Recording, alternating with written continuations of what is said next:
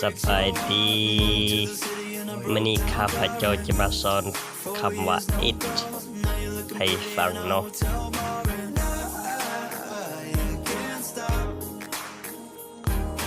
it นี่แปลว่ามันเนาะ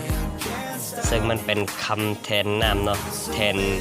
ชื่อคนสัตว์วัตถุสิ่งของเนาะจะเป็นแบบนี้เนาะ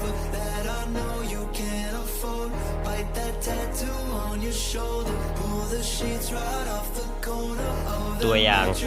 ใช้กับคนเนาะ it's me it's you it's John it's him it's her แล้วจุดสังเกตของมันก็คือมันบ่มีเนาะมันจะบ่คือกับใช้กับสัตว์และสิ่งของเนาะ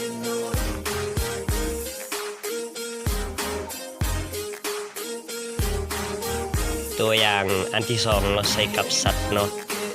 it's a buffalo it's a cat it's a pig มันจะเป็นลักษณะจะนี้เนาะถ้าเป็น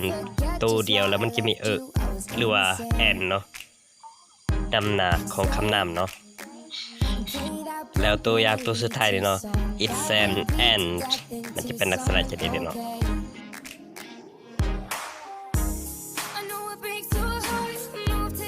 ตัวอย่างใส่กับวัตถุสิ่งของเนาะ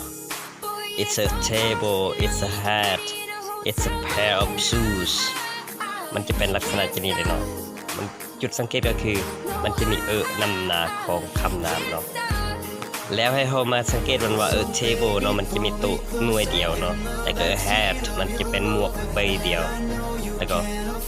it's a pair of shoes มันจะเป็นเกิบคู่หนึ่งเนาะมันจะเป็นลักษณะนี้เลยเนาะแล้วกรณีนี้เนาะกรณีที่บ่มีเนาะคือ